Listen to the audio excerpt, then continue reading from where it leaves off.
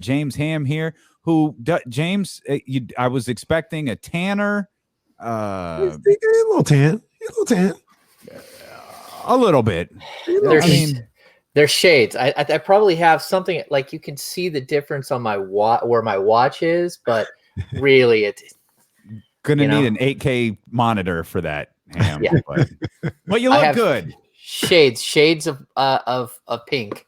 That's the way it goes. Relaxed, you know what I mean? Look like you were champagning and campaigning on somebody's beach.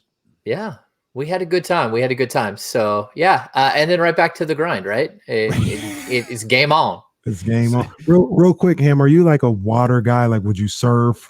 You know, all that. Are you into that? Because I'll tell you this: if I went to Hawaii, I'm not really getting in the ocean. That's just not my bag. Yeah, strangely, none of us really got in the water. We walked on the beach every day. You got to get back in game shape. So we spent a lot of time walking on the beach and the water hits your feet, but that was about it. We swam in the pool at the place that we were at, but overall it was pretty low key. We ended up bringing our boys with us, and to be honest, just the whole family needed some downtime. We just needed to, we haven't been really out of the house for 18, 19 months for the most part, outside of a couple of games last year. So yeah, just a good break. Typically we are water people. We live on a lake. We have a speedboat and pontoon boat on the lake. So we do spend a lot of time in the water, but the ocean's a little different. It's a little different. the ocean has a mind of its own. It's definitely not a lake. It does. Yeah. Well, we're thrilled that you're here with us. We certainly missed you over the course of the last 2 weeks. And as you said, straight off the plane and into the grind. And you were there at Media Day. And I had just brought to Kenny's attention something that you wrote about De'Aaron Fox. You were talking about the confidence that De'Aaron Fox, you spoke about his physical transformation, but you say in that, like, it is translated into him being a more confident person. What sparked that thread there about De'Aaron Fox on your Twitter account? I think what I love about covering an NBA team is that you're always, every year you get a 18, 19, 20-year-old kid, or 3 or 6, whatever the Kings do that off season. You get this group of young guys. And then if they're good enough, you get to watch them develop. And it's not just like improvement every year, to go from 12.7 points per game, whatever it was his rookie season, to 17 to 20 to 25. It's not just that. It's that you literally get to watch them grow up and become men. And for me, that's such a huge part of covering a team. I remember, again, I think we have said this to you guys before, but like with DeMarcus when he was young, one of my first one-on-one interviews, actually, I think it was my first one-on-one. I sat down with DeMarcus and we had this long talk and we talked about like video game numbers and all this stuff. But then at some point in his career, he told me, like, I'm going to do it my way. I'm going to do it my way. And I told him, look, DeMarcus, your way at 19 and your way at 21 and your way at 23 and 25 and 28 and 30 are all different. Like there is you don't stay the same. You grow, you develop, you become wiser in the world. It's just a natural progression. I have an 18-year-old upstairs. It's a natural progression. He's going to look different, feel different, talk different. Everything about him will be different in 5 years. And I know that.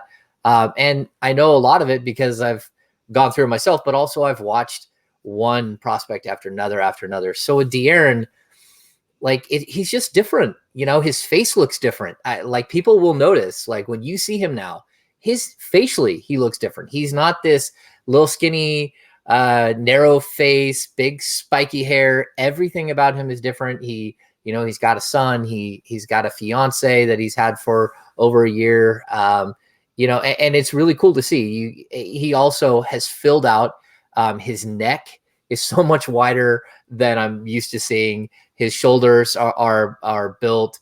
He looks like he was flexing half the time, although he said, I'm not a flex guy. We were teasing him about it. And then just the way that he's there, it's his stage now. And that's something I think when you get to a certain point, when you have a season like last year, you put up 25 and everyone around the league sees you as either an all-star or really close to it. It just adds to the confidence level of everything. And then I'll tell you, we got to the end of talking to him, and it was only a couple of us. We had some camera guys there, but it was only me and Sean Cunningham from News 10 and Mark Dembski from Fox 40. And when we got done, he was smiling the whole time. And Sean Cunningham said, "You missed us, didn't you?" and De'Aaron laughed. He goes, "I did miss you guys." He's like, "I missed you guys totally." He's like, so like people don't understand how much we're around these guys. Like we're in the locker room, 40 to 60 nights a year with them. We're at every practice. They see us all the time. They've told me, like De'Aaron has told me before, "Boy, you're gaining a little weight there in the past," and it's like, doggone it, like I've got to get into shape myself. So you become part of like really who they are and what they are in the basketball world. And so that was fun to see. He laughed, and like if it weren't COVID times, we'd probably all like hug it out and have a good time. It's just, we all miss each other. Having a player like Tyrese Halliburton, who had literally never met us before, even though we've been on 100 Zoom calls with him, he never met us before. It's different. Yeah, that's a trip, man. That really is a trip. Staying on the topic of De'Aaron Fox, and you mentioned something that I was kind of already thinking. He's 22 now, or 23? 23, going on 24. He'll be 24, I believe, in December. Yeah. He's entering, not even in it yet, but he's entering what I thinking back on my life at this age, my physical peak, my physical prime, where I feel invincible almost, right? Like I can do anything. I'm as fast as I'll ever be. I can jump as high as I can ever do. It's almost, it feels like it never really matches up, but it feels like this is where the mind and the body come as close as they possibly can to matching up. Do you sense with De'Aaron Fox, when you speak to him, when you hear him talk, that he has that type of control over what he wants to do on the basketball court? And with that, he knows exactly what the assignment is here in Sacramento as him being a leader and everything like that. Yeah, I fully believe that he's hit that. It's such an interesting thing, right? Like if you are an athlete, and whether I didn't play Division I college basketball or golf or volleyball or any of that, but that doesn't mean I wasn't an athlete. I mean, I played softball for 19 years. I played high school football. I played high school volleyball. I played doubles volleyball for years and years. At one point when I was 23, 24, I had a 38-inch vert. I could get well over a rim. And like all I did was play volleyball 24/7. And so, so you can kind of relate to some of it, but I always think of golf too. When you're young and you can hit the ball 300 yards, you're horrible at golf. It's when that mind and body kind of marry itself and figure itself out, where you're just so confident, so laid back, and you don't care anymore, and you're not rushing. That's when you get in the sweet spot with golf. And I think he is starting to enter that sweet spot. He still knows that, and I found it interesting too. Like someone asked him about, do you want to be an all-star? He goes, to be honest with you, this has never been a goal of mine. Like my goal has never been to be an all-star. My goal is to win games. And then if I win games, I know I will be an all-star. So that's what I mean by like the maturity level of him is just so much different. So I think he's in that sweet spot. I'm excited to see what he can do. He said, the most physical players, the best players in the league are physically imposing. That's why he's gained. I think he weighs 197. I think he might have weighed like 165 when he was drafted. He came into his second year right around like 180. Last year was like right around 185, but you saw him lose it right away and drop back down to 180. Now he's at 197. If he can play at 190 for most of this season, that's just crazy. He can take so much abuse. And I'll also point out, people keep saying, oh, it looks like he missed leg day. He didn't miss leg day. His starting point for leg day is different than some other people's starting point. He's a guy who like has like very, lean, long muscle, quads and calves. And so he is much bigger all the way around. And that's something that I think people are going to see when he's going to the rim. You see that in a lot of basketball players, by the way, long muscles as opposed to like bulk. Carson Edwards is like a perfect example. He does not have long muscles. He has bulky muscles. Carson Edwards looked like he could walk on and help Kyle Shanahan out this weekend against the Seattle Seahawks with all those running backs out.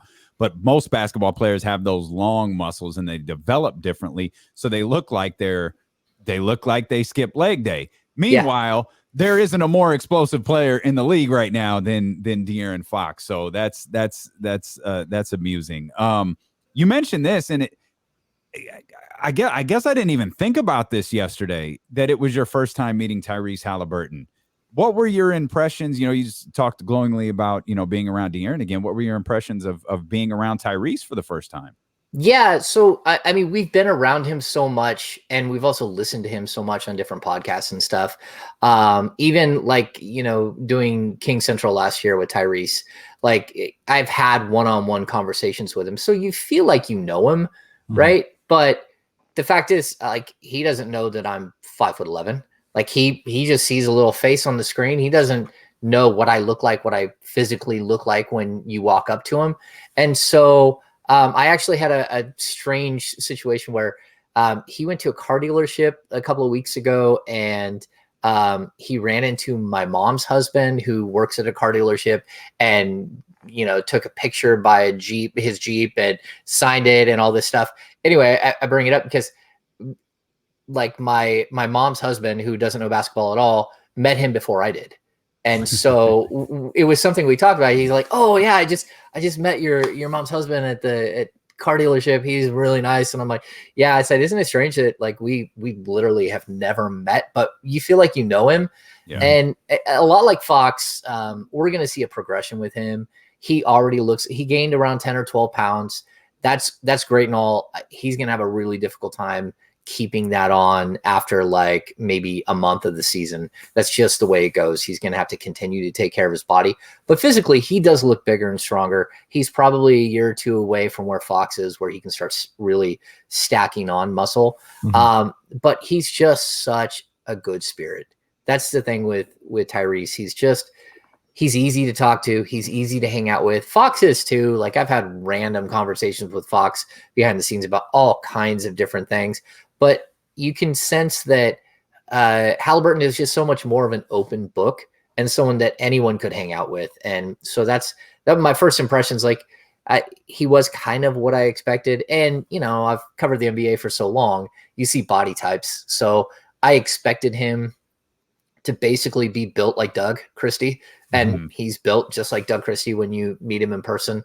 There was no surprises, as opposed to like Damian Jones, which I haven't been around. I swear he's got like his hips are like 4 feet tall. Like he's all legs. It's just crazy. So like there's like anomalies when you deal with NBA players because some of them are just so incredibly large and tall and some of them are long torso guys. Some of them are long leg guys. That was like one of the, he walked by. I was like, holy cow. He would never, ever, ever in his life be able to buy off the rack. Like, I don't know where he gets his clothes, but there is no big and tall store for a guy like Jones. That's a trip. Tyrese Halliburton. I feel like there's different ways to be a leader. There's different ways to lead. I kind of feel like he's perfect to go with De'Aaron Fox in a certain sense because De'Aaron, he knows a guy like you. He's I've seen him in the locker rooms. Like he'll talk. He's not a mute, but it's not really his thing. He lets his actions speak a little bit more naturally and getting in front of the media. He's just going to kind of say it the way he sees it and leave it at that. Tyrese Halliburton, we've heard numerous different times. They call him Little Obama, right? Like he can speak. He can speak at length and be engaging with the media and whether it's after a game or podcast or whatever the case may be. Don't you feel, and this is the vibe that I get, James, it's the perfect guy to go next to De'Aaron. Because to lack of a better term, Tyrese is willing to do all the little dirty work and all the little talking that De'Aaron's just not really that interested in. And he can lead that way. And De'Aaron is freed up to lead the way he likes to see fit. It seems like a bit of a perfect marriage between those two. Yeah, I think so. And I think you can even add Davion into that. like, I think he leads in a different way that's going to complement what the other guys do. And then like the random Tristan Thompson, Oh man, is going to lead in a totally different way too. But I'm sure we'll get to him later. But to center with Tyrese, they're like, in the media world in Sacramento, we always laugh. Like, anytime something stupid or like not good happened, right? Someone did something that they shouldn't have done, which, whether that's, I mean, there's a list of them, but like the infractions that you're like, I can't believe I have to cover that you just said that, or you just did that. And what draws me, like the Rondo situation where he said something to Bill Kennedy, the official, while the team was in Mexico City. That was a situation, right? Like, where he said something totally inappropriate. That's not the only time it happened. The Kings have a way of dealing with those situations, which is totally bizarre. When someone like that says something and then you go to get him because we've asked for him as media, a lot of those guys are like, I don't want to face the music. I don't want to go talk to you. I'm not going to do it. So they look around the room and they're like, okay, who can we send out there? And so, like, when he did that, when Rondo did that, he refused to come out and speak to the media. So they made Caron Butler do it. So Caron Butler had to come out and field questions about something that was not okay that Rondo had done. Yeah. And so the reason I bring this up is that Halliburton is a guy that is kind of good for every occasion. Like, he's so young, but he doesn't mind. Like, again, like Harrison Barnes, he doesn't love to speak to the media, but when he does speak to the media, he's very thoughtful. But they call him the senator, right? So, or the congressman, whatever you would like to call him. He's very professional. And I think when you look at Halliburton, he's kind of a good mixture of the ideals and the values and the thought process that you get from a guy like Harrison Barnes, who's like a seasoned pro, but who's also done so much outside of basketball to help the world. I mean, like, Harrison Barnes is a spectacular human being. Him and Brittany both are just spectacular. What they do in the community, what they do for youth, their whole story is great. But De'Aaron is like a rambunctious, like he's calmed down a lot, but when he was a rookie, didn't he say, like, well, whose business is it how many times I swipe right or whatever? Because, like, look, I'm 19 years old. Why would I not have a good time and live my life? And so I think when you find Halliburton, he's right in the middle. He's still loose like De'Aaron, but he also has the want to say the things that Harrison says. So to me, it's a really cool marriage. And not only does he fit perfectly off the court, but on the court, he fits perfectly with Fox as well, in my opinion. I think he's absolutely the perfect fit to put next to him. Well, we got a Senator, James Ham, Kings Insider, with us. He is the president. We've had senators, and we've had little Obama, and we had Tristan Thompson taking the Kings fan base by storm at Media Day the other day, where I think everybody kind of came in with this preconceived notion, and then they heard him talk, and it was like, oh, I think I'm down with this dude. What did you think of Tristan Thompson, and what did you think of the reaction to Tristan Thompson at Media Day? Yeah. Okay. So there's something that you forget about the NBA, and that is that when you play in the Western Conference, you play every team in your division 4 times, and most of the teams 4 times, and then some of the teams 3 times, right? And then there's a whole other league on the other side of the Eastern Conference that you play twice a year. And when there's something crazy like a pandemic or, a lockout or any of this, those are the first games that go, is your East Coast games because of travel and everything else. So Sacramento's exposure to Tristan Thompson was so small. Like, I think when the Kings traded for him, the reaction of the fan base was vitriol. It was like they were so pissed. Like, why would the Kings trade for Tristan Thompson? And it was very, very simple. And I've explained it here, but I'll explain it again. It was very simple. They were walking into the draft, and the only tall person on their roster was Marvin Bagley, who played 45 games last year and 13 the year before. They had no one big at all. And they had no promise of Alex Len or Rashawn Holmes or any of the other guys that they had on the roster, even a guy like Damian Jones, which they could have had to waive in order to sign someone else. They didn't have anyone. So when they made that move, it was to make sure that they at least had one person to go with Bagley. And then we'll figure out things along the road. And so like I've covered Cavs a lot in the finals because the Warriors and Cavs played each other so many times. And I always end up on Warriors coverage in the playoffs. And so I had been in their locker room, but again, the way the NBA works is you have your upper echelon players, your LeBron Jameses, your Kevin Loves, whatever it is. Then you have your wild cards like J.R. Smith that everyone globs onto because he might say something silly. Mm-hmm. And then you have your seasoned vet like in Richard Jefferson.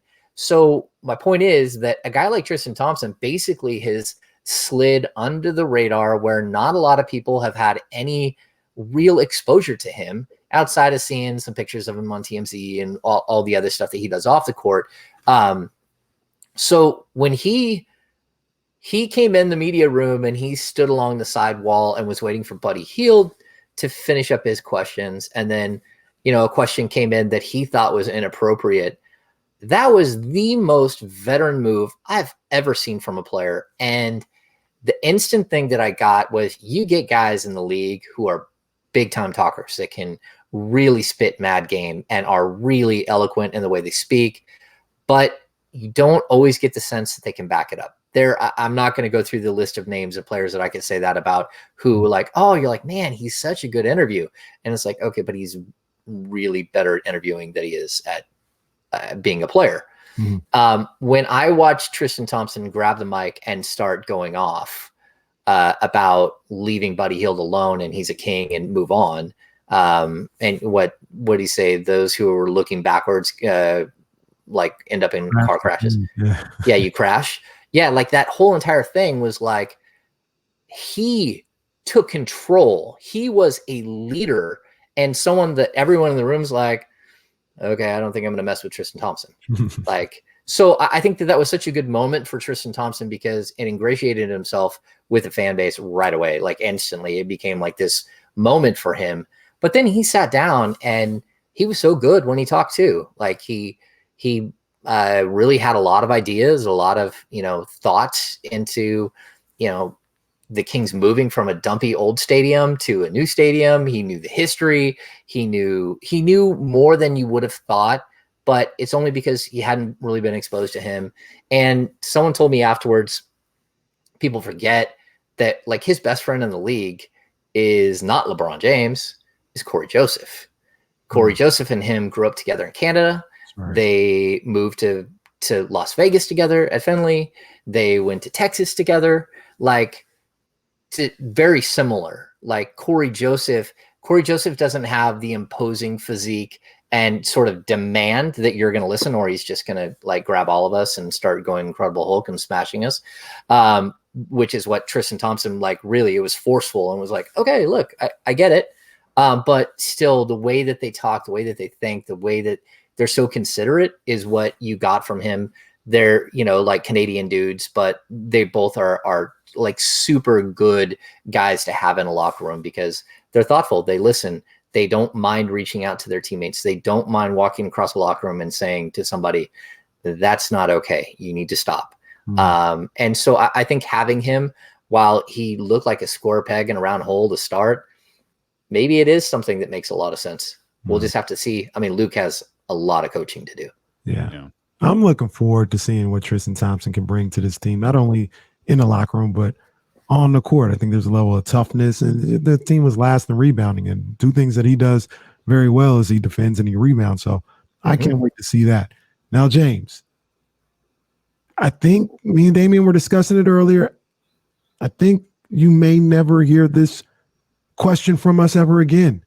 That is Marvin Bagley and Buddy Hield going to be here opening night? Me and Damian said that they're here.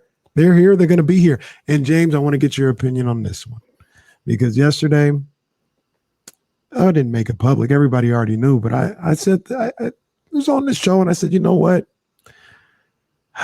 Marvin, so he sucked me back in. I was never gone, but I'm just here. I want this to work here in Sacramento with Marvin Bagley. I feel like he's the missing piece to what this team really needs. This big guy that can do a lot of things on the court is what they're missing. And I want to exhaust every single possibility I can with Marvin Bagley before I even think about getting rid of him. So I'm going to answer the first question. The first question very specifically is, will they be on the roster? I mean, we're running out of time, but so is Philly.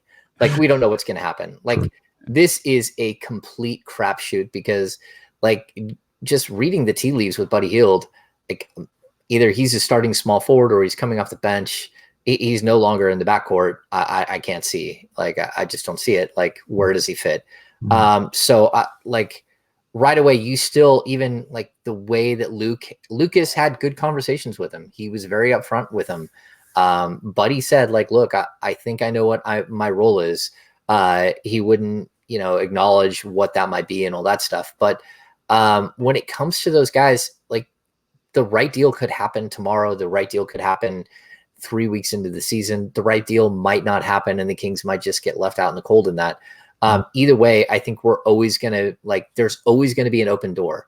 And there's a couple of reasons for that. Number one, Marvin has been very clear in the past that he wants out, although he backtracked on a lot of that on media day, which is something the players do. Like, hey, I'm here. I've got to accept that I'm here, and I'm going to be contrite about it. It is what it is. I'm here, and I want to be here. I'm engaged. I'm part of this group. This is where I'm at. He clearly had done the work in the offseason. He looks huge.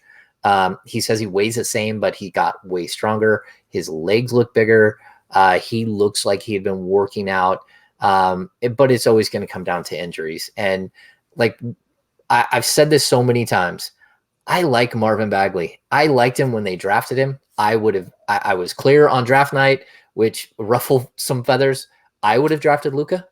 I said it that night, and I'll keep saying it. I would have drafted Luka, but that has nothing to do with who Marvin Bagley is as a player. I still think he can be this season 18-10. I still think he can be 20-10 as a player. I just need, we talked about, like, the body and the mind matching themselves. I need the player to understand who and what he is now, what he can be, and how he gets there. And it can't be imaginary. It has to be something that he puts into action. And, like, look, last year, I think there was one point where he got hit hard on his hand. He almost missed a game. Then he got hit hard the next game. Those things were like, okay, look, I think Marvin is starting to show that, like, I got a bruised hand, I got to keep playing. Where, Costa Kufis played with a knuckle that literally was like half the size of a football for like 3 weeks. And it hurt to like open his car door. He couldn't do anything. And he kept going out there and playing every night. I need that moment for Marvin where it's like, okay, am I hurt or am I injured? Rub some dirt on it, keep going. But also, like, I don't think people should give up on Marvin. I've always said, I think his skill set fits perfectly, especially if he can hit the three ball. He can hit the corner three, a trailer three. Then you can play him with Rashawn Holmes major minutes. Then you can play him with Tristan Thompson. What you can't do is, if you're the Kings, you can't run Tristan Thompson and De'Aaron Fox and Rashawn Holmes out there every single game together for large minutes, because the floor will just, the spacing won't be there. And so you're going to need Alex Len to shoot 3-pointers. And then maybe you can steal some minutes with Rashawn Holmes at the 4. So, like, every NBA season is such a complex thing. But I'm not willing to give up on him. And even, I'll tell you this, I had conversations with people within the franchise during the summer. And I got the impression from then, like, well, hey, Marvin isn't gone yet. Like, we haven't traded him, and we might not. You don't know what's going to happen. And my point to them was, well, if you're going to bring Marvin back, you have to understand that you have to bring in a starting level small power forward to play with him if you are bringing him back, because you can't trust that he'll be there. And that's unfortunate for Marvin. And I hope that we don't have to worry about that ever again, but you have to worry about it until you don't have to worry about it. Right. And so you had to bring in somebody. And then when they bring in Tristan Thompson, everyone's like, what in the world? Why would you bring in Tristan Thompson? It's like, hey man, if Marvin Bagley goes down and plays 35 games or 40 games, you have Tristan Thompson who can play minutes at the 4 without any question. I mean, he played on a championship team. He played minutes at the 4. So like, why would he not fit here? And so at the end of the day, like I'm with you. I don't want to fully be sucked in by Marvin Bagley because you just don't know what's going to happen with him. At the same time, I'm fine with Marvin. Like I don't like the mess from the noise from the outside. The peanut gallery's got to grow up and get away from him, and let him grow up and get away from them and stop being part of what the conversation is around him. Because none of us need that. Like that should not be the conversation around him. And unfortunately it is. And, you know, the injuries and the conversation from the outside, those are the two things that have superseded what you think of Marvin Bagley over what he is as a basketball player. Thanks. James, when it comes to covering the Sacramento Kings, there is absolutely nobody better than you. We missed you the last 2 weeks, my friend. We're so happy that you're back here with us. We're so happy we have your insights here on the Sacramento Kings, and we're so happy that you tune in to hear our man, James Ham. If you missed any part of the conversation, you can catch it on YouTube. You can catch it on Twitch. You can catch it on the Odyssey app, and you can catch us, D-Level Casey, back here tomorrow at noon on Sacramento's #1 sports station, ESPN 1320. Holla. And we're clear. Ooh, nice stuff, man. And that was great stuff, James. Are we still in the stream or are we Yes, clear? we're still on the no. We're still. So don't say anything crazy. Nope. Is that what you're saying? Nope. Don't. If you want to say something crazy, I can end the stream. But no, we're definitely still we're still live. And how long do you stay live? I don't know, until we're done. Oh, okay. I don't know. Like till whatever. Sometimes we get talking about very random stuff. Sometimes people ask questions and start telling stories. And my wife has me on a cleanse, so I'm drinking my smoothie for lunch. Oh my! What's that? I said, there you go. I have a smoothie every day for lunch. What's in it? Yeah. To be honest with you, I don't know. She was trying to make it before my laptop came back up, so I had to switch laptops, and I'm using a different laptop today. So, so anyway, I'm not sure. We're doing a bone broth cleanse. So my wife made broth with chicken bones the other night, and then we have soups every night for dinner. So it's only 5 days, but to be honest with you, coming into the season, like this has been brutal. I mean, you guys know I've had back problems all off season. So like it's hard at my age, it's hard to have back problems and maintain your weight. And then if you're not on it going into a season, it's something I always tell people, like the life of a beat writer is brutal. Like we're stopping at Taco Bell at 12:30 every single night, and you eat trash, and you end up gaining 10 to 15 pounds every season. And then my normal routine is to hit it hard as soon as the season's over, and I drop all the weight, and and then I'm fine all summer. But when you have a back problem and that gets wiped out, now I'm going into the season heavier than I normally am, which I don't like. And I don't want to stack on 10 or 15 pounds during the season onto what I've already done, because that would be no bueno. You guys are the opposite of the players. The players come in bulked up and they lose weight as the season goes along. You come in skinny and gain weight as the season goes along.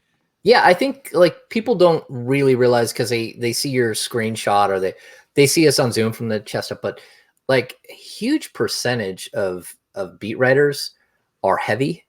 They've been divorced. Like it's a brutal job. You're away from your family a lot. It's a commitment. It's 6 months where like my neighbors like, where did you just go for like 6 months? Like I'm gone. I'm either inside writing. I'm at the arena, I'm at practice. So it does like beat you down and like kind of, if you're not careful.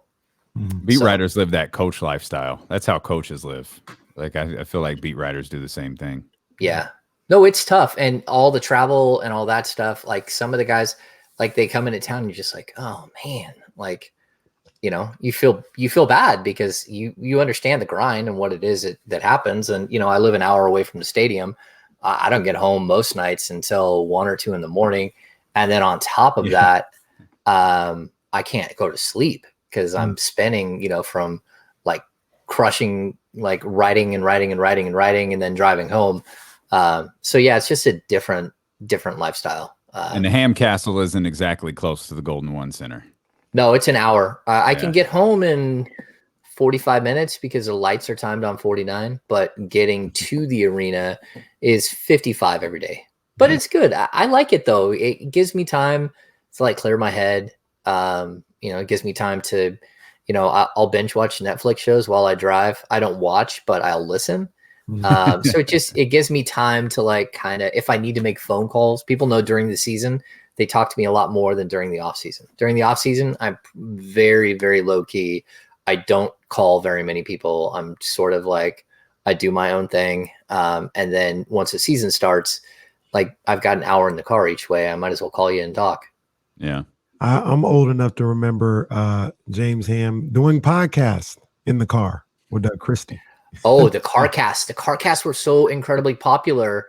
We would leave the studio and then I would set up a Zoom and I would put a laugh mic on and I would give Doug a stick mic. And then as we're driving down 80, like I would narrate where we were.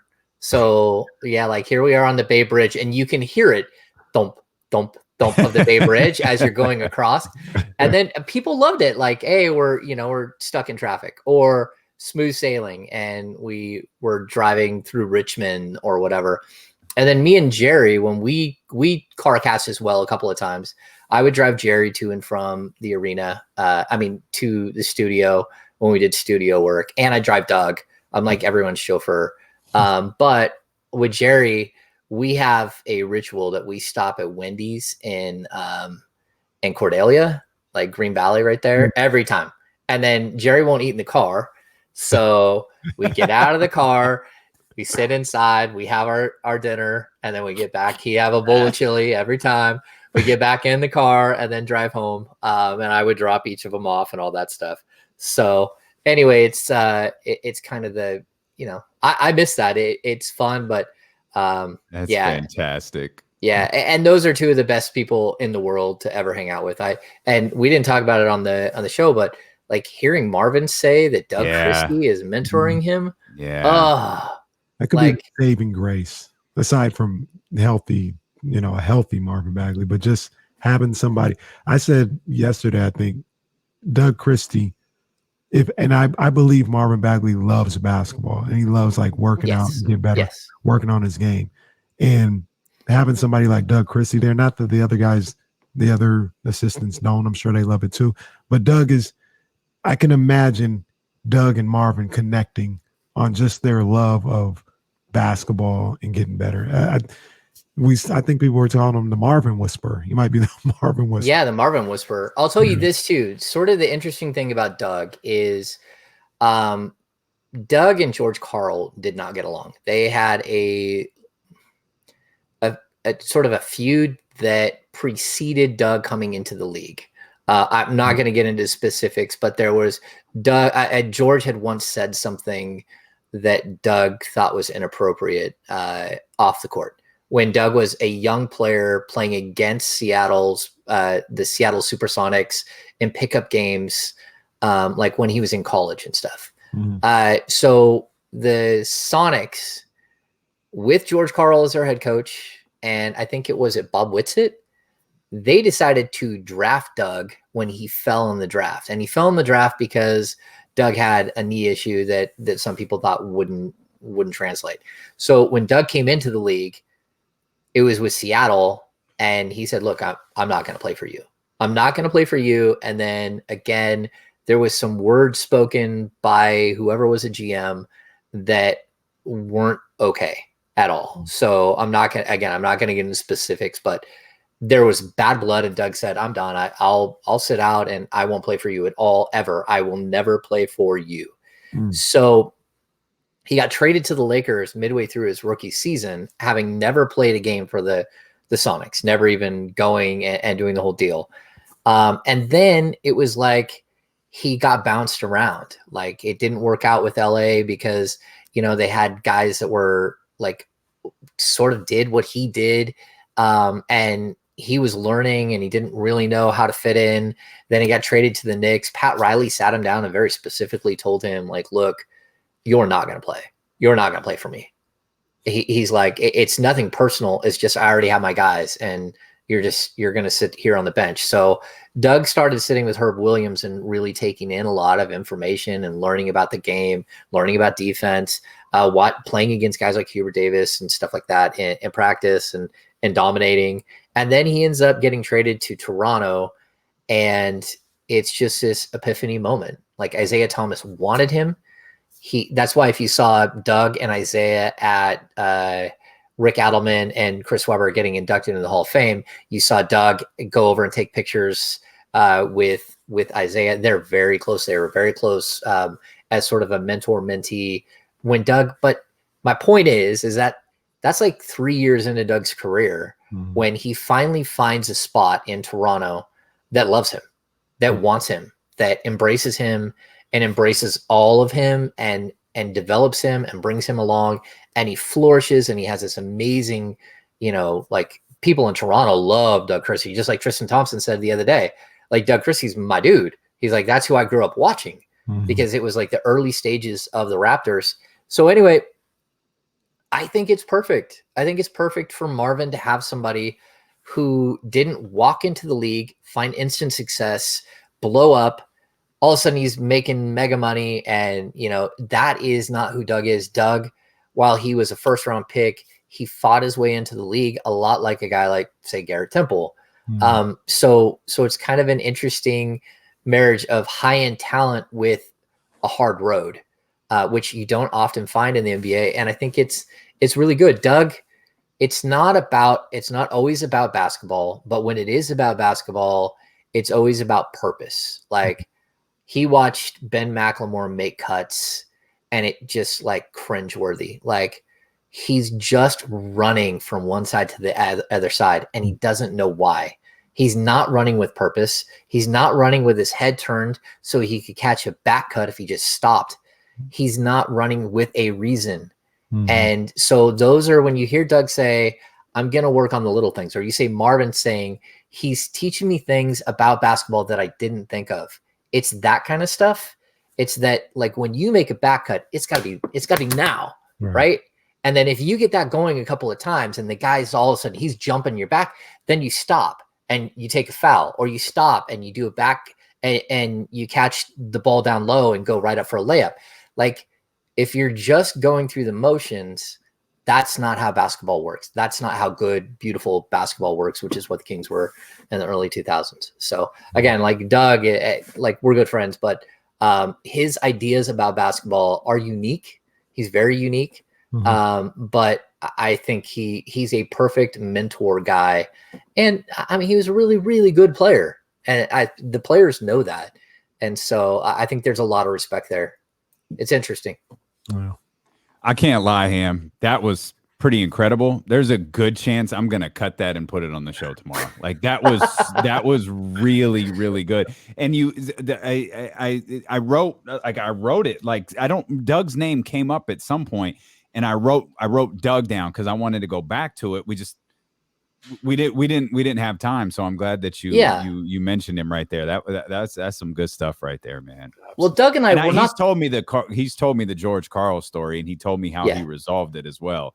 Doug is different, man. He's different. He's very different, but salt of the earth. Like, he did not have an easy childhood. He grew up like a rough streets of Seattle, and yes, there are rough streets in Seattle.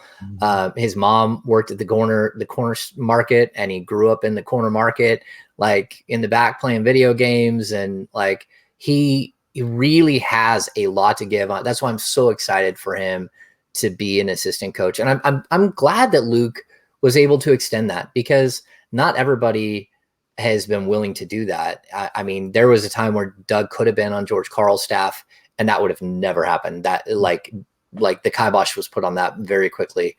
And then, with Dave, I don't fault Dave for not having Doug on his staff either, because he already had Bobby.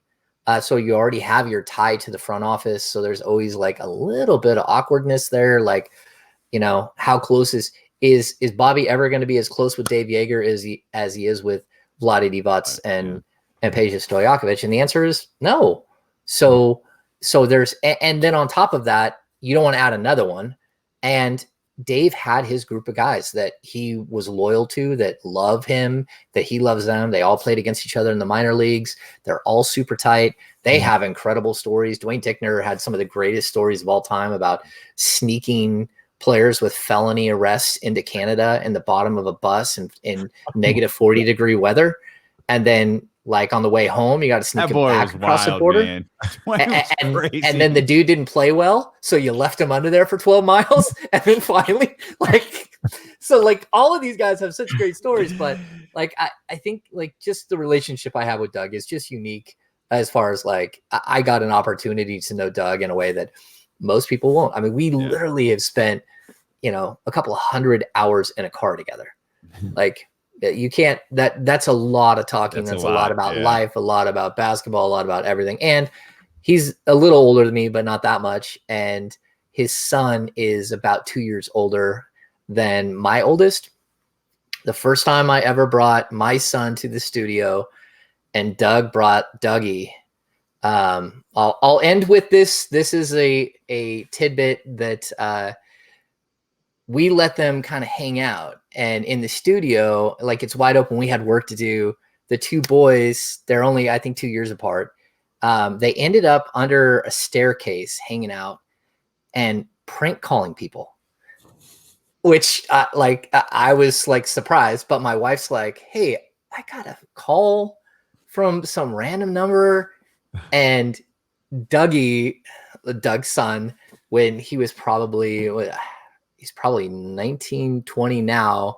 So it's probably 5-6 years ago, 14, 15. He sang Adele on my wife's voicemail, like, hello. Like, the whole song, though. Like, my wife's like, I got the most random phone call. And I listen, I'm like, oh my God. And then I went to my son. I'm like, what were you guys doing? Then he's like, we were prank calling. And I'm like, who did you prank call? I'm like, did you prank call your mom? He's like, yeah, we prank called my mom. I'm like, that's fantastic. So anyway, like, we have a good bond, which is cool. And, you know, the boys at one point had a good bond, but, you know, they grow up and they each have their lives and all that stuff. But yeah, good people, man. That's really cool. We'll end with the leg drop and Ham posing in the ring, just as WrestleMania should end. We appreciate y'all so much, man. Y'all still in here strong, man. We appreciate that. James Ham was testifying today. We'll see you guys tomorrow at noon. Don't forget to hit the thumbs up before you go. Holla.